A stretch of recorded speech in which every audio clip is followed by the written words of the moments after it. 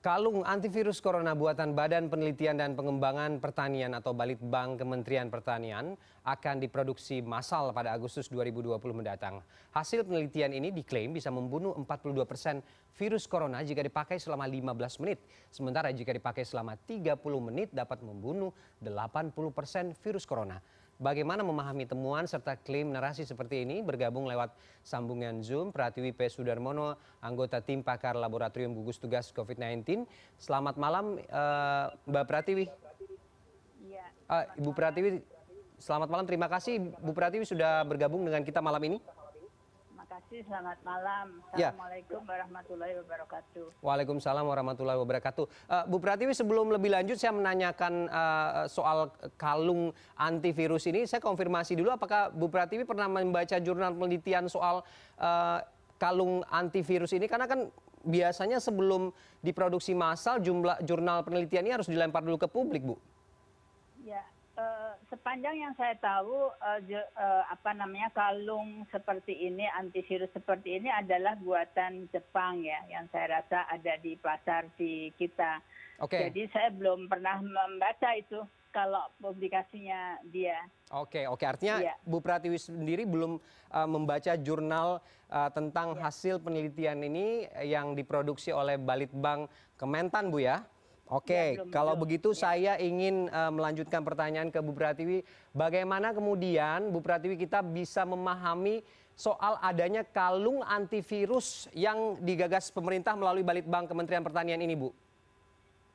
Oke, jadi memang di alam raya ini kita tahu bahwa banyak sekali bahan alam yang sebetulnya mempunyai efek antimikroba. Oke. Tapi efek antimikroba itu tidak langsung diartikan bahwa dia itu bisa mengobati.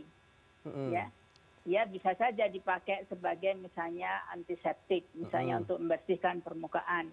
Bisa juga dipakai untuk menggosok misalnya ya, menggosok badan dan sebagainya. Itu banyak sekali karena bahan-bahan yang berasal dari misalnya kayak sekarang ini minyak kayu putih atau dari daun sirih atau dari berbagai akar-akar empon-empon, itu saya rasa memang mempunyai efek antimikroba. Tetapi itu adalah bila virus dipaparkan langsung kepada bahan tersebut di luar badan kita, karena memang di dalam sel saja virus itu dapat berkembang biak. Kalau dia tidak ada dalam sel untuk memberi dia makan, maka virus itu dengan sendirinya akan mengalami degradasi dan kemudian akan mati. Jadi matinya itu karena dia tidak mempunyai inang yang memberinya tempat untuk kehidupannya selanjutnya, berkembang biak selanjutnya, begitu ya. Jadi itu yang sebetulnya harus dipahami dulu sampai situ. Dia tidak sama sekali menyebabkan kita terhindar dari penyakit, karena kalau sekali dia bisa ketemu dengan reseptornya pada sel seperti di sel di dinding pernafasan kita, maka tidak ada lagi caranya bahan-bahan yang tadi saya sebutkan itu bisa membunuhnya. Sementara obat-obat yang kita coba sekarang, misalnya beberapa obat antivirus, konsepnya adalah menghindarkan supaya dia tidak bisa berikatan kepada reseptor dari sel kita. Nah, itu bedanya di situ ya, Mas. Jadi itu yang saya rasa harus dipahami oleh awam. Oke. Artinya kemudian walaupun klaimnya adalah dipakai beberapa menit saja, persentase virus yang ada di tubuh si pemakai ini bisa hilang begitu, Bu. Ini yang mungkin perlu diperjelas bahwa narasi yang harus dipahami adalah seperti yang Bu Pratiwi sampaikan tadi. Artinya menurut Ibu, logika semacam ini melawan melawan akal sehat mungkin kalau kemudian ini pernyataan ini bisa liar jika tidak dipahami secara kontekstual seperti tadi. Ya, jadi tidak bisa menurunkan densitas virus di dalam badan manusia. Itu tidak bisa. Di dalam sel, dalam badan kita itu tidak bisa.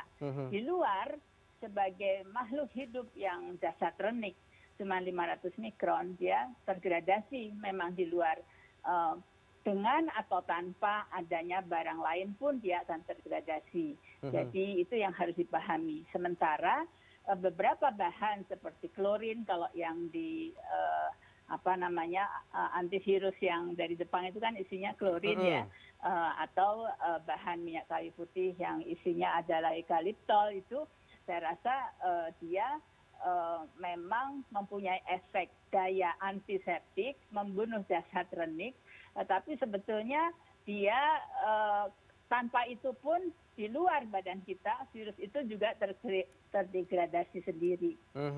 Oke, ini yang harus dipahami betul oleh masyarakat karena kemarin Pak Menteri Pertanian sudah memakai kalung itu, Bu Pratiwi.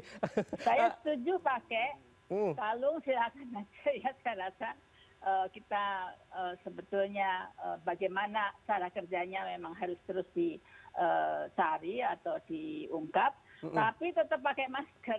Oke. Jangan kemudian bahwa dengan menggunakan kalung itu, penggunaan masker yang memang menjadi antisipasi untuk kemudian bisa terhindar dari infeksi virus ini jadi dianulir begitu ya Bu Pratiwi ya? Jadi tetap pakai masker dan tetap pakai face shield kalau ada di kerumunan.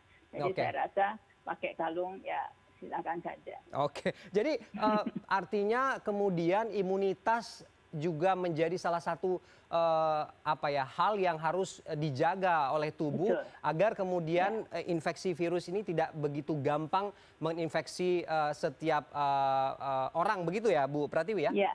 Jadi dua hal kan, imunitas kita ditingkatkan dan selalu dijaga. Yang kedua, jauhi kontak, jauhi orang yang terinfeksi, sehingga jauhi kerumunan, pakai masker dan pakai face shield. Cuci tangan. Itu adalah protokol kesehatan yang juga dikeluarkan secara global begitu ya Bu Pratiwi ya, bahwa menggunakan masker atau ditambah dengan face shield dan jaga jarak begitu ya, itu yang paling ampuh untuk kemudian bisa menghindari infeksi dari orang yang memang diduga terinfeksi virus corona ini ya Bu Pratiwi. Ya betul, dan pelihara daya tahan badan. Oke, apa yang ingin disampaikan Bu Pratiwi dengan pemahaman ataupun juga dengan informasi serta klaim seperti ini bahwa hal-hal seperti ini harus betul-betul ditelaah, harus betul-betul dipahami secara konteks, secara ilmiah dan sains agar kemudian tidak gampang diterima oleh masyarakat secara awam begitu, Bu Pratiwi? Ya betul, jadi saya mengatakan bahwa kita semua harus mempelajari, selalu belajar dari banyak sekali informasi yang kita bisa peroleh. Sebetulnya hakikatnya apa sih ini kalung ini gitu ya. Kalau kalung ini isinya klorin, bagaimana sih klorin itu bekerja? Kalau dia basah, kita basahi di tisu dan kemudian kita lapkan di permukaan, memang permukaan itu mungkin dalam beberapa menit bisa menjadi steril. Nah demikian juga mungkin minyak kayu putih ya. Ya, eukaliptus ya Bu. Virusnya, kalau di situ ada virusnya, kita lap dengan minyak kayu putih, ya pasti virusnya akan mati. Tetapi tidak sama sekali menyebabkan kita menjadi sembuh dari infeksi atau menyebabkan virus itu tidak melekat kepada permukaan sel pernafasan kita. Jadi itu tidak. Jadi oleh sebab itu, maka meskipun mungkin suka memakainya, tetapi tetap harus memakai masker dan juga tetap menjaga jarak dan tidak berkerumun, cuci tangan. Oke, walaupun kemudian masyarakat menganggap bahwa ini juga semacam sugesti, Bu ya? Ya, tidak boleh. Jadi tidak boleh ya? Oke. Ya, tidak boleh. Sugesti itu kan namanya sugesti itu sesuatu yang tidak benar ya. Oke. Jadi kita harus dudukkan semuanya pada yang benar. Oke. Jadi yang lebih tinggi adalah mencegah virus itu masuk ke pernafasan, yaitu dengan masker. Oke. Jadi bukan dengan uap ataupun dengan uap atau konsentrat dari minyak tersebut di sekitar kita gitu ya, di depan hidung kita misalnya. Oke, jangan kemudian nanti dengan adanya klaim seperti ini, setelah kalung nanti akan ada aksesoris lain mungkin yang akan diklaim sebagai antivirus, Bu. Baik. Ya, Mereka memanfaatkan kepanikan kan ya dari masyarakat.